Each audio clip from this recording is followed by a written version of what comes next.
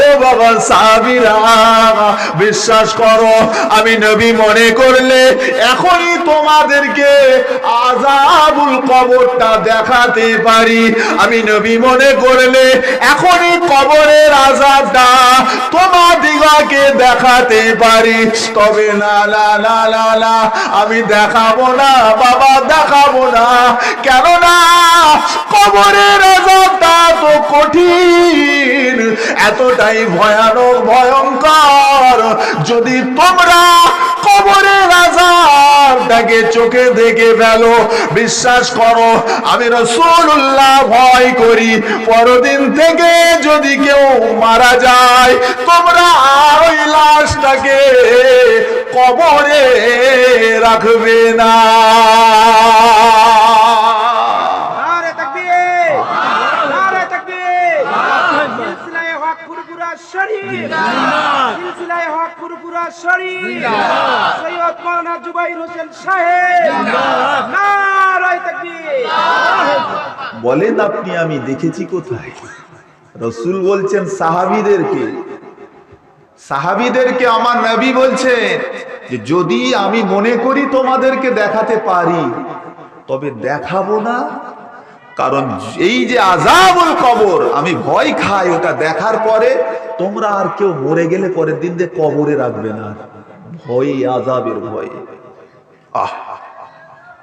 আমি তুমি যে হারে দুনিয়াদারি করছি, মনেই হয় না যে ওই কবরে আমাদের যেতে হবে। নতুবা এটা মনে হয় হয়তো কবর আমাদের জন্য বড়ই আরামের জায়গা, তাই না? বেঈমান বেদিনদের মতন আজ আমাদের কৃষ্টি কালচারটা গিয়ে দাঁড়িয়ে গেছে, আমাদের ভরসা ওই জায়গায় মনে হয়ে গেছে। এখন হয়তো অনেক মুসলমান এরকমও বলে মরে গেল, শেষ হয়ে গেল, তারপরে আর কিছু অস্তিত্ব নাই। আছে জানেন কোথায়? ওলামা ইকরামদের জবান থেকে শুনবেন। আজ এখানে বসে আছি, মারা যাব, আপনাকে গোসল দিয়ে কাপড় পরিয়ে সুন্দর করে আপনার ঘর থেকে বার করতে বেশি সময় লাগবে না। খুব দরদ। আজকে আপনি যাদের জন্য বিল্ডিং বানাচ্ছেন না, যাদের জন্য আপনি জায়গা কিনছেন, মারামারি করছেন, 1 ফুট জায়গার জন্য ভাই ভাইয়ের ফাটাফাটি করছেন, যাদের জন্য করে যাচ্ছেন, বিশ্বাস করুন মরতে দেরি, ওরা আপনাকে আর ঘরে রাখতে সময় নেবে না। পৃথিবীর ইতিহাসে দেখেছেন নাকি যে হ্যাঁ বাপকে ছেলে এত ভালোবাসে যে মারা গেছে, ওই বাপকে মারা যাওয়ার পরে কবর দেয় না, ফ্রিজে রেখে দিয়েছে, মাঝে মাঝে যায় একবার বাপের চোখটা মুখটা দেখে চুমু খেয়ে আসে। শুনেছেন কোনোদিন? যতই দরদ, যত ভালোবাসা, যত মহাব্বত থাকুক না কেন, কাঁদতে কাঁদতে 2 ফোঁটা চোখের পানি ফেলবে, তারপরে দিয়ে চলে আয়, যা দিয়ে আয়। আর কেউ চেনে না, কিচ্ছু চেনে না। আপনার অর্থ, আপনার সম্পদ, শৃঙ্খল জিন্দেগি, তো এত বিশৃঙ্খল জীবন যাপন। বাস ভাববেন, বিশ্বাস করুন, ভাবুন, ভাবতে দেরি হবে। মুসলমান সোজা হতে সময় লাগবে না, সময় লাগবে না। করেছেন কি? দেখেছেন কোনোদিন কবরের আযাব? চোখে দেখতে হয় না। আল্লাহ পাকের নবী দিন দুনিয়ার বাদশাহ হাবিবুল্লাহ জনাবে মুহাম্মদুর রাসূলুল্লাহ সাল্লাল্লাহু আলাইহি ওয়াসাল্লাম নবী পাক আমার সাহাবীদেরকে সঙ্গে নিয়ে সফরে রওনা দিয়েছেন। এ ভাইয়েরা আমার, কিছুটা দূর যাবার পরে আল্লাহ নবী একটা কবরস্থান দেখতে পেয়ে সাহাবীদেরকে বলতে লেগেছেন, বাবারা বাবারা দাঁড়িয়ে যাও, বাবা একটু দাঁড়িয়ে যাও, বাবা একটু দাঁড়িয়ে যাও, আমি রাসূলুল্লাহ, আমাকে আমার আল্লাহ দেখাতে লেগেছে বাবা, এই 2টা কবরে আযাব হয়। নয়। ও মুসলমান ভাইজানেরা আমার, সাহাবী হুজুররা জিজ্ঞাসা করলেন, ইয়া রাসূলুল্লাহ, ইয়া হাবিবাল্লাহ, নবী গো কেমন আযাব, আমরা তো বুঝতে পারি নাই। আল্লাহ নবী বলেছিলেন, ও সাহাবীরা, ইন্নী আরা মা লা তারাউন, আমি নবী যা দেখি তোমরা তা দেখতে পাও না। বাবারা, বাবারা, আপনার টাকা, আপনার গাড়ি, আপনার বাড়ি, আপনার দৌলত যা কিছু রয়েছে সবকিছু নিয়ে তারাই ভাগাভাগি শুরু করে দেবে। আপনি পড়ে আছেন। ছোট হুজুর কেবলা বলতেন, বাবা কুদরতে আজিম তার কে বুঝিতে পারে, কুদরতে আজিম তার কে বুঝিতে পারে, অজ্ঞান হইবে জ্ঞানী ধ্যান যদি করে। বেওফা দুনিয়ার সাথে কেন ভোলো মন, আর দিবানিশি করো তুমি খোদাকে স্মরণ। পানি পানি করে তুমি পড়ে খাবে খাবি, ওয়ারেসানি তাড়াতাড়ি দেবে তালা চাবি।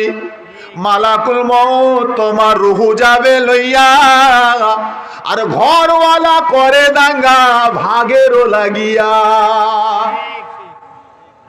ছোট হুজুর কেবলা বলতেন, বাবা তুমি পানির জন্য পিপাসায় কাতরাবে, ওরা তালা চাবি মারবে আগে, এই ঘরে দলিল রয়েছে এটাই তালা মার, কেউ না ঢুকতে পারে।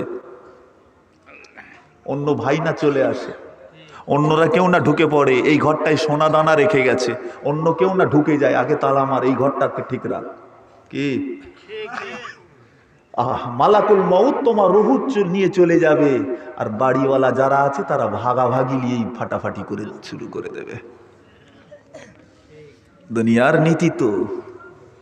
হুজুর বলতেন, তোর ধনে অন্য জনে ওড়াবে বাহার, তোর ধনে অন্য জনে ওড়াবে বাহার, আর তুমি তো হইবে বাবা খোরাক ও পোকার। তুমি অর্থ কামাই করবে, অন্যজনে বাহার করবে, তুমি তখন সেই পোকার খোরাক হয়ে বসে রয়েছে। ভাবনাও চিন্তা করার সময় আমাদের হয় না যে ওই জায়গায় আমাদেরকে যেতে হবে। ও ভাইজান, বিশ্বাস করুন, শুধুমাত্র শরীর থেকে রুহুটা বার হয়ে যাবে, সব বুঝতে পারবেন আপনি, ক্ষমতা সব থাকবে আপনার, দেখার ক্ষমতা আল্লাহ আরো বাড়িয়ে দেবে, শোনার শক্তি আল্লাহ বাড়িয়ে দেবে, আপনি বলবেন, আপনার মনের ভাব প্রকাশ করবেন, কিন্তু দুনিয়াওয়ালা কেউ আপনার কথা শুনবে না, কেউ শুনবে না, আপনার আওয়াজটা বুঝবার মতন আর কেউ নাই। মুসলমান, দেরি হবে না, আপনাকে বাড়ি থেকে বার করে দেওয়া হবে। আপনার বাড়ির উঠানে আজতলায় আপনাকে রেখে আপনার শরীরে কুলপাতার পানি দিয়ে ধোয়ানো হবে। হ্যাঁ, শরীরের একটা একটা করে কাপড়গুলোকে শরীর থেকে খুলে নেওয়া হবে। ও ভাইয়েরা, শরীর থেকে যখন একটা একটা করে কাপড়ের টুকরা গুলাকে খুলে খুলে নেওয়া হবে, বান্দা চিৎকার দেবে, বাবারা কেন গো বাবা, আমার শরীরের কাপড়গুলোকে কেন খুলে নাও? বাবারা, আমি কত দামি দামি কাপড় ঢাকা থেকে কিনে আনতাম, তোমাদের জন্য তো এনে দিয়েছিলাম বাবা, আজ আমি এতটাই তোমাদের খারাপ হয়ে গেলাম, আমার শরীরের কাপড় পর্যন্ত তোমরা খুলে নাও। কে কার কথা শোনে আপনার শরীর থেকে কাপড়গুলোকে সরিয়ে দেওয়া হবে? আপনার বানানো বাথরুম, আপনার বানানো গোসলখানা, ওটা আপনার নসিবে হবে না, আপনাকে ছাদতলায় শুইয়ে দিয়ে গোসল দেওয়া হবে, আপনাকে কাফনের কাপড় পরিয়ে দেওয়া হবে, প্রতিবেশী আত্মীয় স্বজন নাতিপোতা সবাই আপনার চোখের সামনে দাঁড়িয়ে শেষ দেখা দেখতে আসবে। ও ভাইয়েরা আমার, কেতাবের মধ্যে পাওয়া যায় বান্দার চেহারা থেকে যখন কাপড়টা সরিয়ে দিয়ে তার কলিজার টুকরারা যখন আখেরি বার বান্দাকে দেখবার জন্য হাজিরা দেয়, বান্দা ওই সময় চিৎকার দিতে থাকে, কেন গো বাবা কাঁদো, কেন বাবা কাঁদো, কেন বাবা, কেন বাবা আজ তোমরা আমাকে এভাবে দূরে সরিয়ে দাও। ও বাবা ছেলে, শুনতে কি পাও না বাবা? ওই দূরে তাকিয়ে দেখো আমার ছোট্ট ছোট্ট নাতি পোতা গুলো, তারা ঝরঝর ঝরঝর করে দাদু ভাই দাদু ভাই করে রোনাজারি করে। একবার নিয়ে এসো বাবা আমার নাতিটাকে, একবার নিয়ে এসো আমার পোতাটাকে, আমি আমার নাতি পোতার হাতটা ধরে একবার প্রতিদিনের মতন বাইরে বেড়াতে চাই। ও ভাইয়ানের আমার, কে শুনবে ওই দিনে আপনার আর্তনাদ? না না না না না, আপনার আওয়াজটা ওই দিন কারো কর্ণগোচর হবে না। আপনাকে বেঁধে দিয়ে কাটিয়াই করে তুলে জানাজার নামাজের জন্য দাঁড় করিয়ে দেওয়া হবে। ইমাম সাহেব জানাজার নামাজটা পড়িয়ে দেবে। জানাজার নামাজ ইমাম সাহেব পড়িয়ে দেবেন। জানাজা পড়ানো শেষ, চলো বাবা এবার তোমার ঘরে পৌঁছে দি। তাই তো নাকি? আর কিছু আছে? শেষ, চলো তোমার আসল ঘরে নিয়ে যাব। এটাই। জানাজার পর একটু হাত তুলে দোয়া করতে মন চাই না? দোয়া হয় তো নাকি গো? ফতুয়া বাজরা জুটে গেছে তো, ফতুয়া মেরে মেরে দোয়াটাকেও শেষ করে দিয়েছে। খেতে খেতে দোয়াও খেয়ে ফেলেছে। জানাজা তো দূরের কথা, নামাজের পরে দোয়া, তাতেও ফতুয়া মারে। চলবে না, বেদাত হারাম, কোরআন হাদিসে আছে, নবী করেছে। বিশ্বাস করো, আহলে সুন্নাতুল জামাতের এমন একটা আমল নাই যে আমলটা কোরআন সুন্নাহ নাই। সুন্নাতুল জামাতের প্রতিটা আমলই কোরআন ও সুন্নাহ ভিত্তিক। জোরে বলুন সুবহানাল্লাহ। আপনি দেখতে পান নাই। আসুন, আজকে তো শয়তানে তোমাকে কেমড়েছে। তোমার বাপ দাদু 14 গোষ্ঠী এর উপরে আমল করে চলে গেছে, ঠিক না বল? আর ইবলিস শয়তানে তোমাকে কামড়েছে। ইবাদত তো তোমার কাছে খারাপ লাগে। দোয়া কার কাছে করি আমরা? আমি ফতুয়া পরে রাখছি, ফতুয়া পরে রাখছি। বান্দা তো তুমি আল্লাহর গোলাম, আল্লাহর বান্দা। হ্যাঁ, কোনো মূর্তির সামনে হাত পাতো না। তুমি যখন কোন নেতার সামনে গিয়ে হাত পেতে টাকা আদায় করো, ওই তখন তো তোমার মনে হয় না তুমি তো দুনিয়াওয়ালা কারো কাছে নয়, তুমি সৃষ্টিকর্তা মালিকের কাছে দোয়া করছো, ঠিক না? মালিকের কাছে চাইছো, সেখানে চাইতেও লজ্জা। দুনিয়ার মানুষ চাইলে বেজার হয়, আমার আল্লাহ না চাইলে বেজার হয়। আমার আল্লাহ না চাইলে বেজার হয়। এই সামনে শবে বরাত আসছে, দেখবেন ফতুয়াবাজদের ফতুয়া, যাবে না, চলবে না, শবে বরাত নাই, কোরআন হাদিসে নাই, বেদাত হারাম। শোনেন না বুঝি? চলে। গত বছরে তো শুনেছিলাম আপনারই বাংলাদেশের একটা মৌলী সাহেব ওয়াজ করতে করতে বলেছিল শবে বরাতের রাতে মসজিদে যাওয়া আর নোংরাখানায় যাওয়ার সমান। থাক, শোনেন না? এরা মৌলানা। ছি ছি ছি ছি ছি, কার সঙ্গে কার তুলনা করে চিন্তা করেছেন? কপাল ফাটা, চোখ অন্ধ, আল্লাহর কোরআনও জানে না, নবীর সুন্নাহও জানে না। হয় ওরা পড়ে না, জানে না, নতুবা জানার পরেও শয়তান কামড়েছে মানুষকে দেয় না। হয় জানে না, নতুবা জানার পরেও মানুষের কাছে সত্য প্রকাশ করতে ওরা ভয় পায়। কোরআন হাদিসে নাই। এসো আমি বলি, আল্লাহ রাব্বুল আলামিনের কোরআন থেকেও শবে বরাতের দলিল আছে এবং বিশ্ব নবী রাহমাতুল্লিল আলামিনের হাদিস পাক থেকেও দলিল আছে। সাহাবীরা করে না, এসো তোমাকে বলবো। কম বেশি 15 জন সাহাবীর থেকে রেওয়ায়েত আছে শবে বরাতের হাদিস। কানা কানা মাওলানা, তুমি দেখতে পাও না, দেখতে পাও না, কমসে কম এলাকার সাধারণ মানুষগুলোকে কেন গোমরা করো? সাধারণ মানুষগুলোকে কেন গোমরা করো? আমরা গুনাহগার, আমরা আল্লাহ পাকের গুনাহগার বান্দা।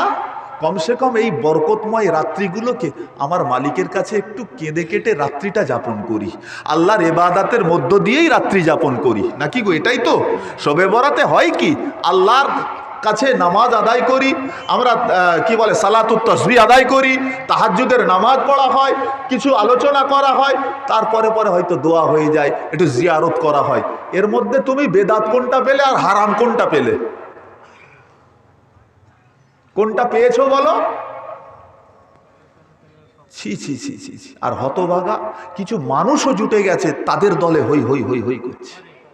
হ্যাঁ ঠিক আছে, ইমান ঠিক রাখেন। আমি আবারও বলছি, বিশ্বাস করুন, কবর আপনার, মনে রাখবেন, যেতে আপনাকে হবে।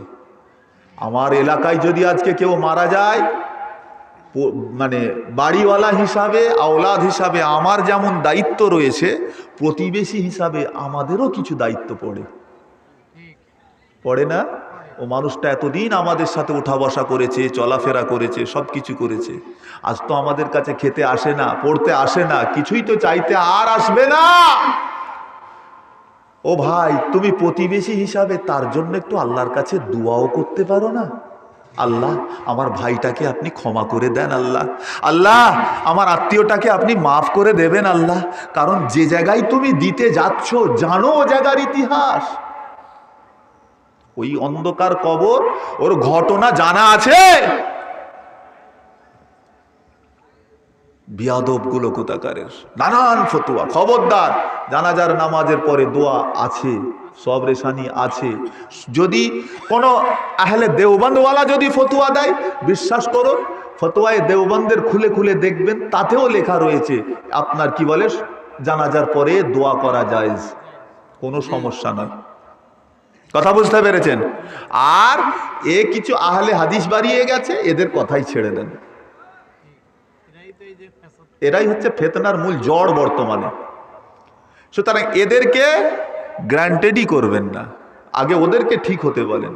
যে নিজের একটা মানে সংগঠনের নামটা ঠিক করতে 4 বার ধরে তাদের সময় লেগেছে, 4 ঘট পানি খেয়েছে।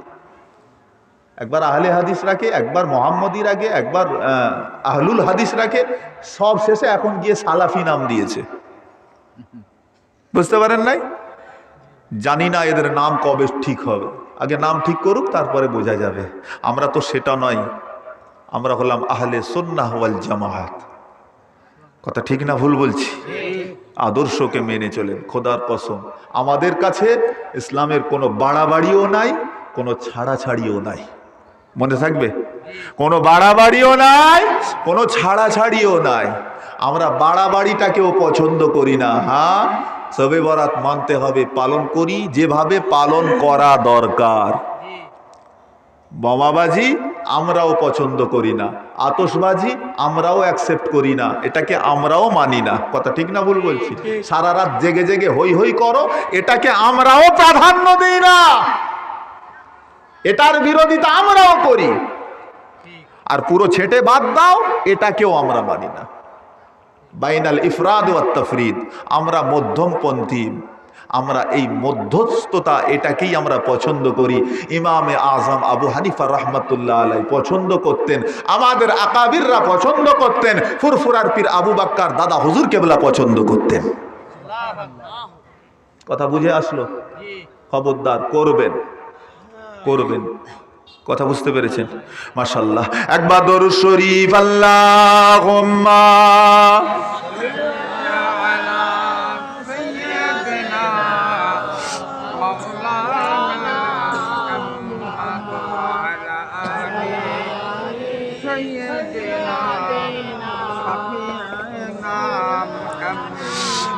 ये ज़मीन नहीं होती, आसमान नहीं होता, এ জমিন